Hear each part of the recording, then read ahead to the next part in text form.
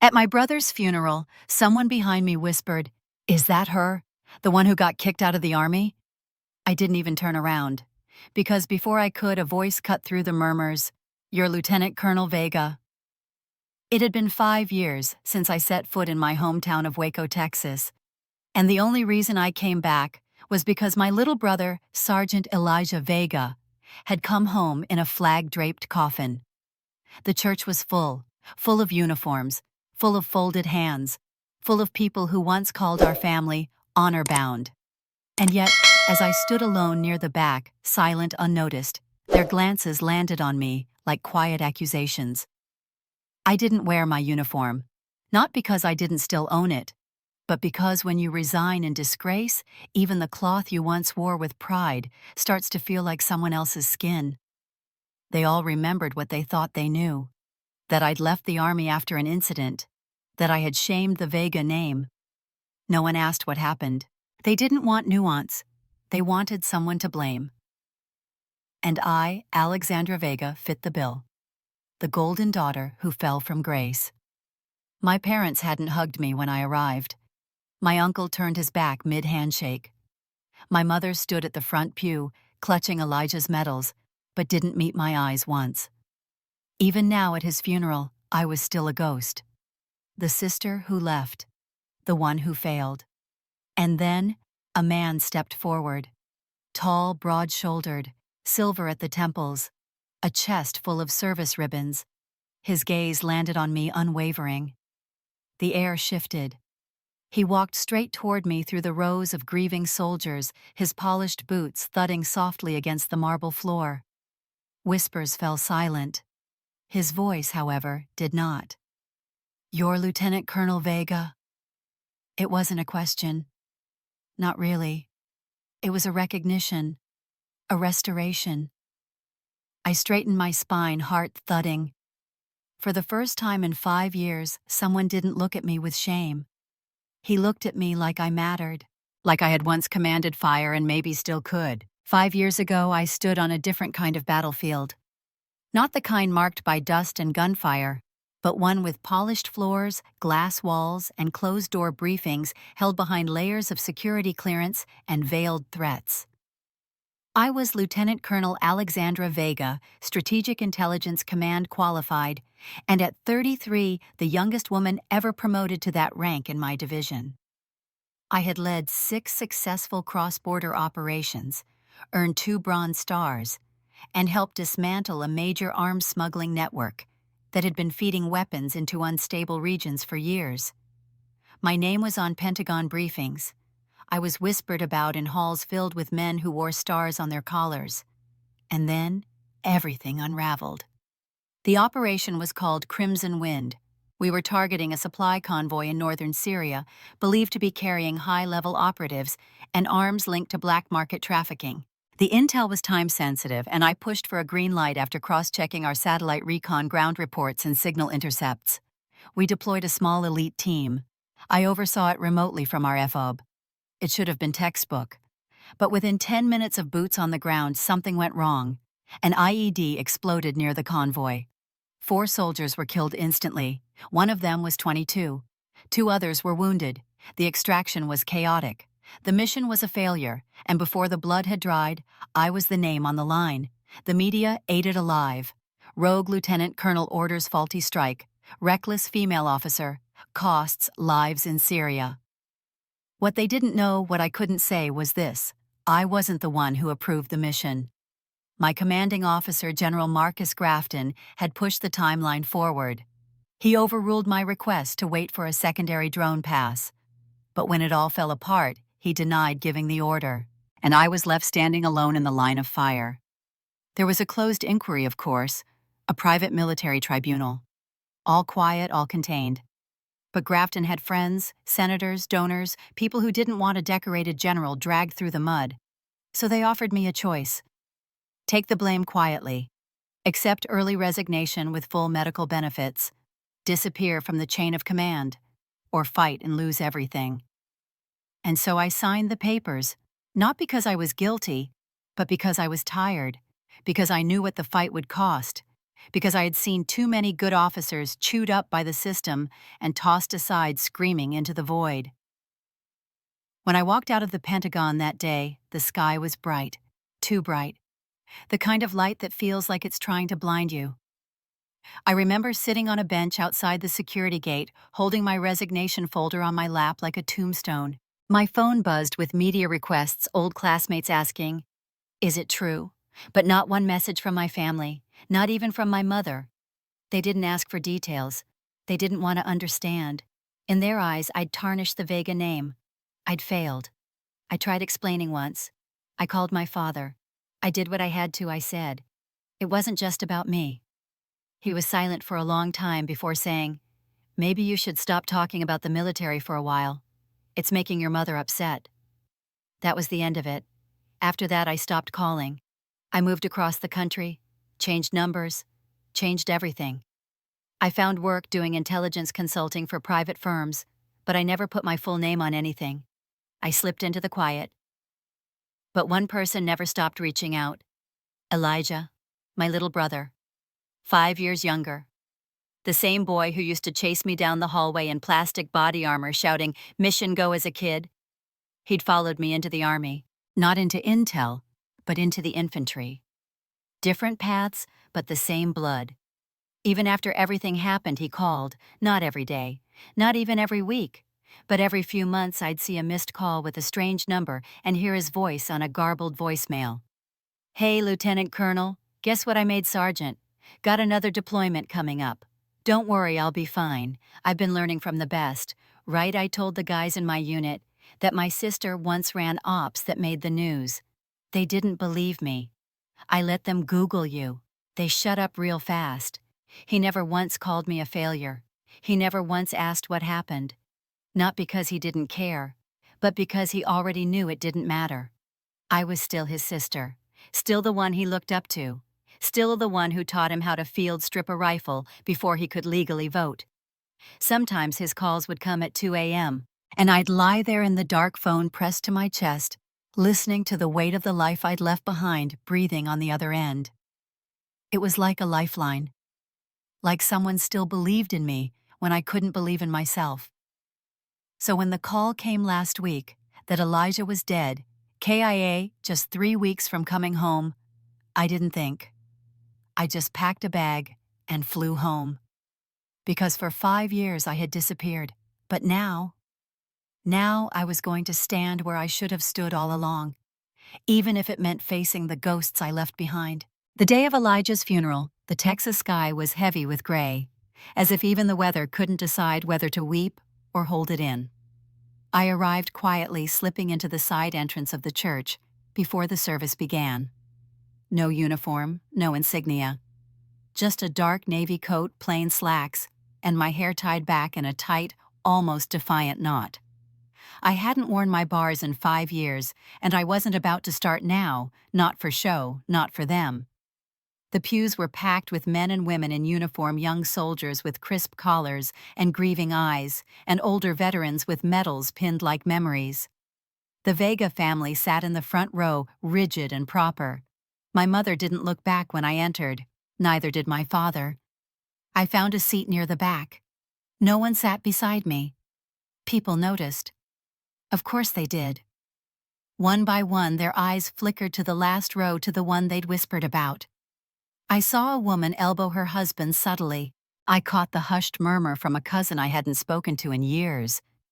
"That's her right, the one who got kicked out of the Army." The words weren't cruel, just cold, like labeling a file and sliding it into a drawer. I kept my eyes on the casket. Elijah's flag was folded with precision corners, sharp. A photo of him in uniform sat next to it, full of life. His crooked grin, that ever too long hair, eyes too young for the medals on his chest. I wanted to reach out, touch the wood, whisper something no one else would hear. But I stayed where I was. I wasn't there for redemption. I was there because he would have done the same for me. The pastor began to speak. Scripture eulogies and memories from fellow soldiers. My parents nodded solemnly, accepting folded flags and final salutes like they were porcelain gifts, fragile, ceremonial, breakable. When the service ended, we moved outside. The sky had broken open by then, drizzling cold Texas rain, soft as mist but insistent. The honor guard fired 3 rounds. A lone bugle cried out the first notes of taps. And still, no one looked at me. Not my mother, who had once kissed my forehead before deployment like it might be the last time. Not my uncle, who taught me how to ride a bike and then stopped returning my calls when the news broke. Not a single member of my family acknowledged I existed, until he did. A man stepped away from the crowd. His uniform was immaculate, pressed. Medals are perfectly placed. His hair was steel gray, cropped short, and his face was weathered but watchful. Colonel Thomas Grayson, Elijah's commanding officer. He walked slowly, each step deliberate, almost hesitant. I saw a few soldiers turn to watch him. The rain fell between us like a curtain. Then he stopped just a few feet away. He looked at me.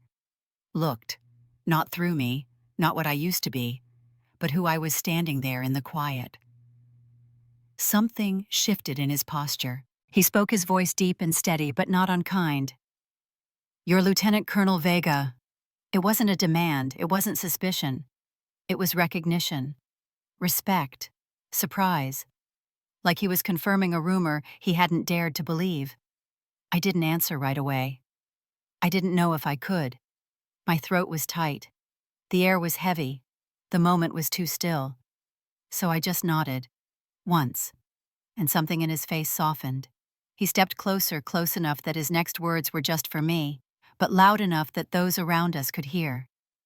"Your brother, Elijah. He told us you once saved an entire squad during a black site extraction." I didn't believe him. He was always telling stories about you. He paused a breath, then looked me dead in the eye. But now, I believe him. Everything stopped.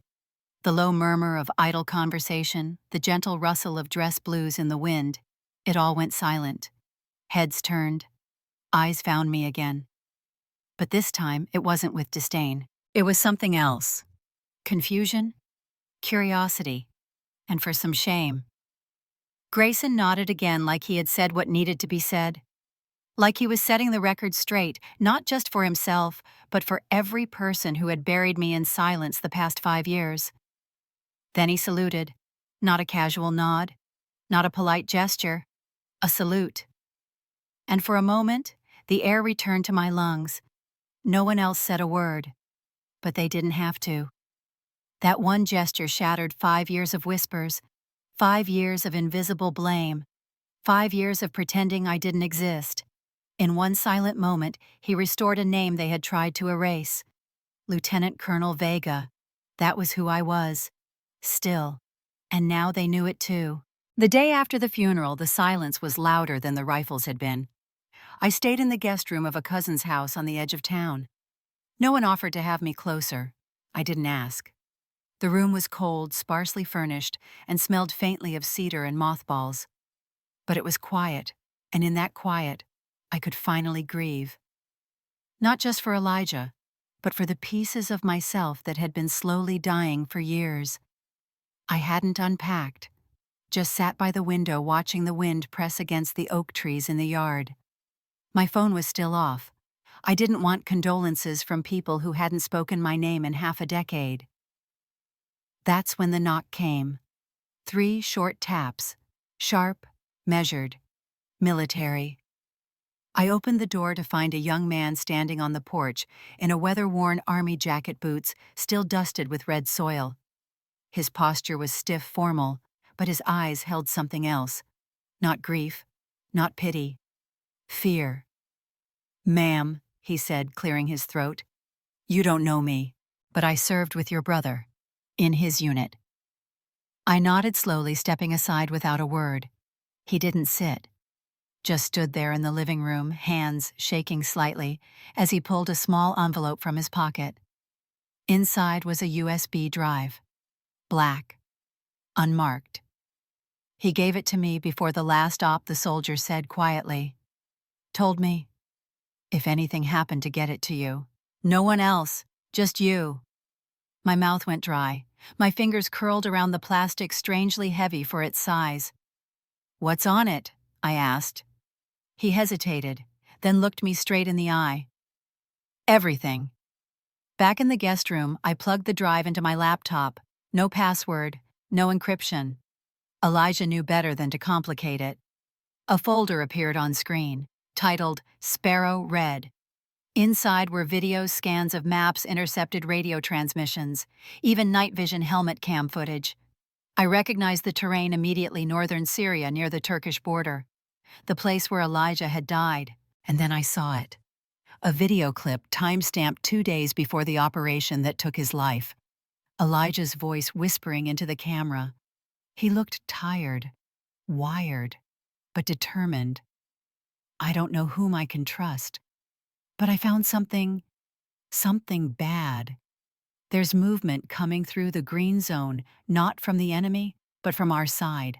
Crates. Sealed. No logs. No manifests. I tried to ask command and they shut it down fast, told me to leave it. But I can't. He looked down, then back at the camera. If I don't make it back, this wasn't an accident. This wasn't just war. Somebody wants to keep this quiet. But Alex, I know you'll know what to do. I pressed pause. The air left my lungs like I'd been punched. I sat still, staring at the frozen frame of his face. I hadn't heard my name in his voice since his last voicemail. And now, even in death, he was still reaching for me. I opened the rest of the files, and as I did, a picture began to form. Elijah had discovered a covert supply line, unauthorized weapons transfers, masked as routine aid drops. High-grade rifles, drone parts, ammunition in unmarked crates, none of it is accounted for in military systems. The kind of hardware that doesn't just go missing. There were names attached, not many but enough. One was familiar. Colonel Hensley, Logistics Command, a man who had once served under General Grafton, my former superior. It wasn't hard to connect the dots. Elijah had uncovered a shadow operation, likely sanctioned or ignored by higher-ups who didn't want the paper trail. And then, conveniently, he'd been sent on a high-risk op with unreliable intel. Except Elijah had never gone in blind.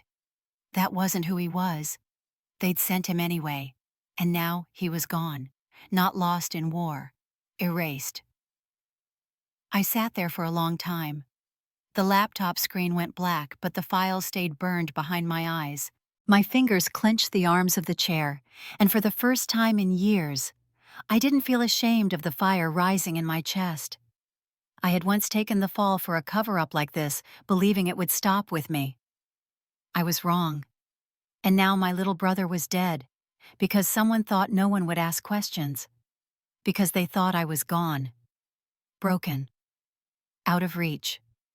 They were wrong too. The next morning I woke before sunrise. I didn't pack much, just my laptop, the USB, a leather-bound notebook I'd kept since my Intel days. I took one last look at the house, at the room where no one had come to check on me, and walked out. The wind was sharp. My spine felt straighter than it had in years. This time, I wouldn't go quietly. I wasn't here to reclaim my old rank or my family's approval. I didn't care if the newspapers ever corrected the record. I was here for Elijah, for the truth, and for the people who still thought they could bury both. The hardest part of war isn't what happens on the battlefield. It's what happens after, when silence replaces gunfire, and truth becomes something people are afraid to say out loud. I knew if I wanted justice for Elijah, I couldn't storm back into the system like a fury unleashed. That would only feed their narrative that I was emotional, unstable, unfit. No, this had to be quiet, precise, surgical. So I made one phone call. Rachel King. We'd served together on a multi-agency task force years ago. She had a law degree from Georgetown, a sharp tongue, and an even sharper memory. She was one of the few who believed me back then when I'd taken the fall for Operation Crimson Wind. When I called her, I didn't explain everything. I didn't need to. I have something I said, and I think it's bigger than anyone realizes. There was a pause, then the sound of her breath catching. Where are you back in D.C. tomorrow? Good. Bring everything. Within 48 hours, we were sitting in her office walls lined with case files, commendations, and a framed photo of her unit. She didn't waste time. I handed her the USB. Elijah recorded everything. She plugged it in, watched, listened. Her jaw clenched. Her eyes stayed locked on the screen as Elijah's voice spilled through the speakers. When the last video clip ended, she looked at me and said, "This is enough to burn half the chain of command." "No," I corrected gently. "It's enough to start asking why no one stopped it." Rachel reached for her phone. "We're going to reopen the case." The process wasn't loud. It couldn't be. Rachel called in a handful of trusted investigators, people who still believed in the oath they swore, people who had served long enough to know when something smelled wrong. We didn't issue press statements, we didn't wave flags, we compiled records, we subpoenaed logs.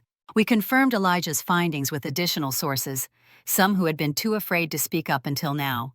And then we requested an emergency hearing before the Senate Armed Services Subcommittee on Military Oversight.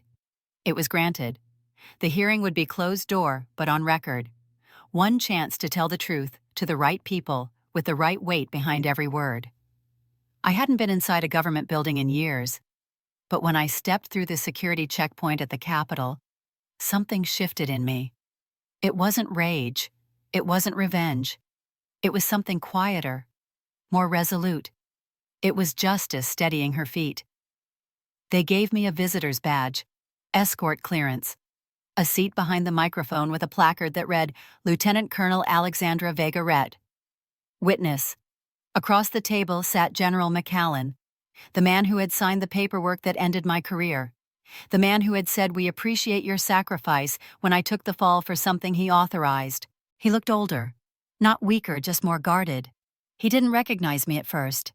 That part made me smile just a little. Then I started speaking. I began with Elijah. I told them who he was, not just as a soldier, but as a brother, as a man of conscience, a man who loved this country so much that he risked everything to do the right thing. Then I opened the file. I played Elijah's final video. I laid out the documents. I traced the route of the unregistered weapons. I named names, not accusations, but facts, signatures, dates, dispatch logs, satellite coordinates. Rachel supported every claim with corroborating evidence. She didn't flinch. Neither did I. And then I turned to McCallan. "Sir," I said, my voice steady, "you dismissed me from service 5 years ago for insubordination. But what I did then, what I'm doing now, is exactly what my oath demanded of me. I told the truth." He shifted in his seat. I continued. "This time the truth cost my brother his life. And unless someone in this room dares to care more about that than about preserving their rank, it will happen again." A long silence followed. Then one of the senators asked McCallan directly, "General, were you aware of the unauthorized transfers referenced here?" McCallan opened his mouth, closed it, then finally said, "I'll need to review the documents." But it was too late. The hearing ended with a motion to suspend McCallan pending formal investigation. And as I walked out, the aide assigned to Elijah's case tapped my shoulder gently. "We're reclassifying his death," she said. "It will no longer be listed as a standard combat fatality. It will be marked as an unresolved incident under active investigation." She paused. "His name deserves better. And now, he'll have it." I nodded. My voice caught in my throat. That was all I ever wanted. Not revenge, just the truth. And the dignity he earned. Outside, the sky over D.C. was clear, crisp. Not unlike the morning I left this city in disgrace. But this time, I wasn't leaving in silence. This time, I had spoken. And this time, someone listened. Someone. It happened quietly, the way the most important things sometimes do. A single phone call, a time, a location. No headlines, no ceremony. But the voice on the other end of the line wasn't just anyone. "This is Secretary Norwood," she said. "Lieutenant Colonel Vega, we'd like to meet with you." I was in the kitchen of a small rental apartment in D.C. when the call came, elbows on the table, coffee half cold. I'd spent the last week tying loose ends, submitting statements, and helping Rachel complete her brief for the Inspector General. I hadn't planned on staying long. I wasn't trying to make a comeback. But the Department of Defense had other plans. They met me in a secure room at the Pentagon. Clean, simple, 2 flags, 1 American, 1 Army. A pot of coffee that no one touched. Secretary Norwood sat across from me. Her face was calm, deliberate. She didn't waste words. "Lieutenant Colonel," she said, "on behalf of the Department of Defense, I'd like to offer our formal apology. What happened to you 5 years ago should never have been allowed. You took the fall for the wrong person. We see that now." I didn't speak. I just nodded. I wasn't here for sorry. I was here for something more honest. Then she added, "But we don't just owe you an apology, we owe you a position. The kind of role that matches your capability, your integrity." She slid a folder across the table. Inside, a recommendation to reinstate my active status at full rank, but not to any old post, to command. A newly reorganized Joint Intelligence and Ethics Unit, tasked with internal audits, field-based investigations, and operational oversight. The kind of work I once believed in before politics got in the way. I looked up. "You're asking me to come back." Norwood met my eyes. "I'm not asking you to erase what happened. I'm asking you to help make sure it doesn't happen again." I closed the folder, and after a long pause I said softly, "Then we do this my way." The official ceremony wasn't publicized. It wasn't meant for cameras, it was for soldiers, for truth, and for one name in particular, Elijah James Vega. The Army arranged a private memorial to correct his record. It was held at Fort Cresswell, the base where Elijah trained, where I had once led missions from, and where our family name had first begun. I stood at the back of the crowd in my dress blues. They'd tailored them last minute, but they still felt like mine. The silver eagle insignia caught the light just enough to make people turn. This time, the whispers weren't about shame. They were about to return, and about the kind of story that doesn't end in silence. The flag was lifted. A new plaque was revealed, in honor of Sergeant Elijah Vega, for courage, clarity, and sacrifice beyond the call of duty. It felt like a piece of him had finally come home. And then Colonel Grayson stepped onto the platform. Same uniform, same steely calm, but this time something different in his voice, less formality, more reverence. "It's rare to meet someone who rewrites history with silence," he began. But Lieutenant Colonel Alexandra Vega didn't need volume. She just needed truth. He turned facing me directly. "Ma'am, your old unit's been watching and waiting. The men and women you once led and those who came after know who you are, and we're proud to serve with someone like you again." He reached into a small box and pulled out a single patch, the emblem of the 213th Strategic Intel Task Force. "Lieutenant Colonel Vega," he said, voice firm but kind. "Your unit is waiting for a new commanding officer." He paused, letting the words hang. "Are you ready?" I didn't answer with words. I stepped forward. Grayson saluted. I returned it. Then, with steady hands, I took the patch and pressed it onto my uniform just above the heart. The crowd, dozens of officers, enlisted soldiers, civilians, erupted. No roar. No theatrics. But a collective breath, a ripple of nods, a release of something that had been held too long. It wasn't just about me. It was about Elijah. About everyone who had ever been told to stay quiet. About every mistake that was finally being named out loud. After the ceremony, I stood alone for a while beside my brother's plaque. My fingers traced the letters. The stone was smooth, cool, resolute. "We're not done," I whispered. "But we're not buried anymore." When I turned to leave, several junior officers approached. One saluted. "Ma'am, welcome back." And for the first time in years, I believed it. I didn't come back to reclaim a throne. I came back to restore a name. Elijah's. And in the process, something I never expected happened. Mine was restored too. It wasn't revenge. That word implies fire, fury, and destruction. This was different. This was about clarity. About putting something broken back in place, without fanfare or fury, just focus. I was offered several roles after the hearing, each one tempting in its way. Command opportunities, advisory boards, teaching positions at West Point. But I turned most of them down. Because I didn't want a podium. I wanted a purpose.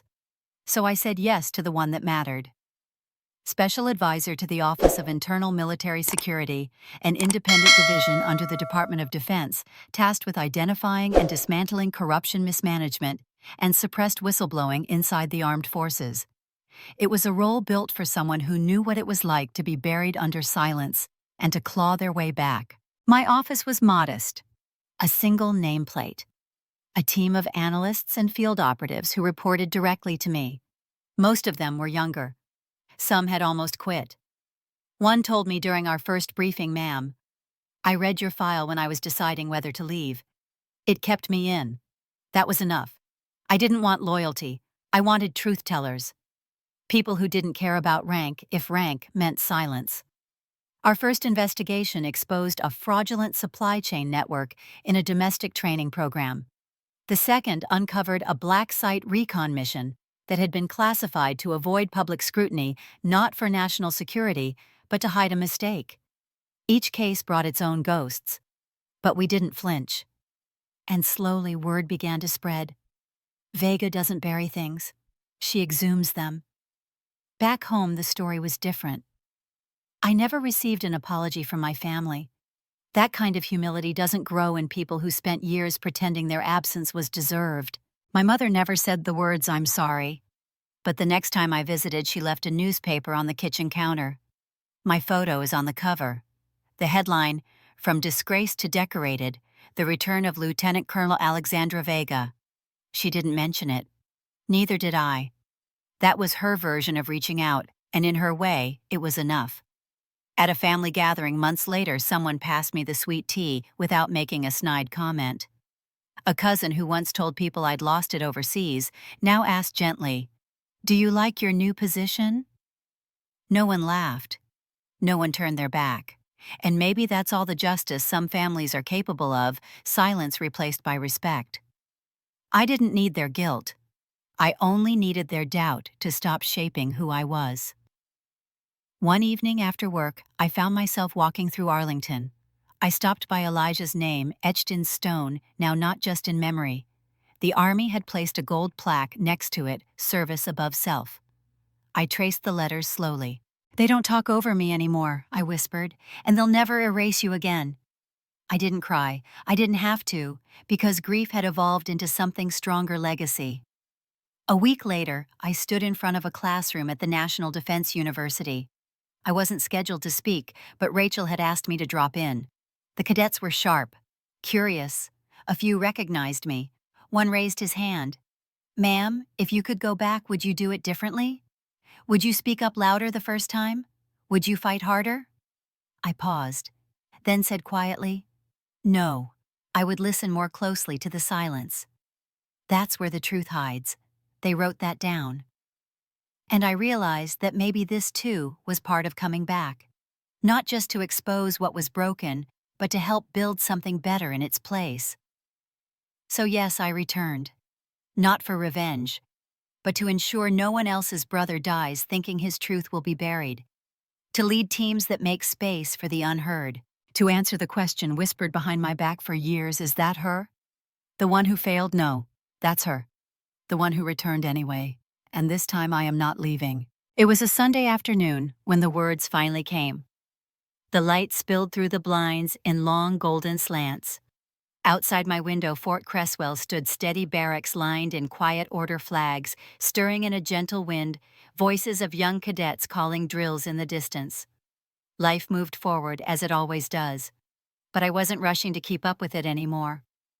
That day I sat down at my desk, pulled out a sheet of stationery, and started writing, not for a report, not for a committee, not for the Department of Defense, but for my mother. The pen moved slowly, steadily, each word heavier than the last. I hadn't written her in years, and yet the words arrived as if they had been waiting for me all along. "Dear Mom, I didn't come back to prove you wrong. I didn't come back to fix the stories you believed about me.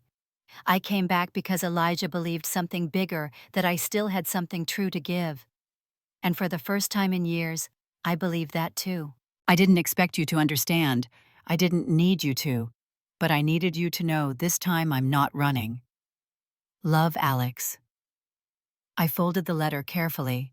No dramatic ending, No demands for closure, just truth, plain and unadorned. And that was enough. Outside, the day stretched on. I walked out onto the base, letting the breeze meet my face. The sun touched my skin with that late afternoon warmth that only comes when the day has nothing left to prove. In the near distance, I saw a training unit lining up on the field, fresh recruits barely in their 20s. I watched as they took formation, stumbling slightly, laughing under their breath, still trying to figure out what discipline meant outside of a textbook. One of them glanced toward me, eyes widening when he recognized the bars on my chest. "Ma'am," he called out. "Lieutenant Colonel Vega." I nodded once. He smiled, nervous, proud, then turned back to his unit. That's all it took. I wasn't the ghost in the corner of a family funeral anymore. I wasn't the name scrubbed from a chain of command or the subject of hushed rumors. I was someone who had returned, who stayed, and who showed up not to be seen, but to serve again. And in the way that life tends to echo itself, I could feel Elijah there with me. Not in a mystical sense, but in the way his belief in me had rearranged the shape of my silence. He had been the one to say over crackling phone calls and voice messages, "You were always the brave one, Alex," even when they didn't see it, especially then. I took a deep breath and closed my eyes for a moment. In my mind, I pictured the last thing he ever sent me, that USB drive. Not just a device, not just a mission, a legacy. He hadn't trusted anyone else with it, not a command, not even his closest friend, only me. Because he didn't see me as broken, he saw me as unfinished, and now so did I. The wind picked up slightly, brushing loose strands of hair from my forehead. I reached up and tucked them back under the knot I always wore on duty, tight, simple, clean. The camera of life, if such a thing existed, would have pulled back in that moment. It would have shown the young soldiers marching in unison, their feet pounding rhythm into the ground. It would have shown the base no longer a place of ghosts, but of momentum. And then it would have landed on me. Lieutenant Colonel Alexandra Vega, standing still, eyes fixed not on the past, but on the horizon. Shoulders square. Breathe calmly. Not waiting for applause. Not waiting for anyone to finally understand. Just standing. Present. Resilient. Unshaken. Not every victory looks like thunder. Some sounds quiet. Some arrive in the form of a handwritten letter, a name returned to honor, or a young recruit watching you from across a field and thinking, maybe I could become something like that. The world had tried to write me off. But the truth, I was never a story that ended early. I was a story that simply refused to die in silence. And now finally I could rest in that. Not as a soldier, not as a sister, but as a woman who came home not to be heard but to be whole.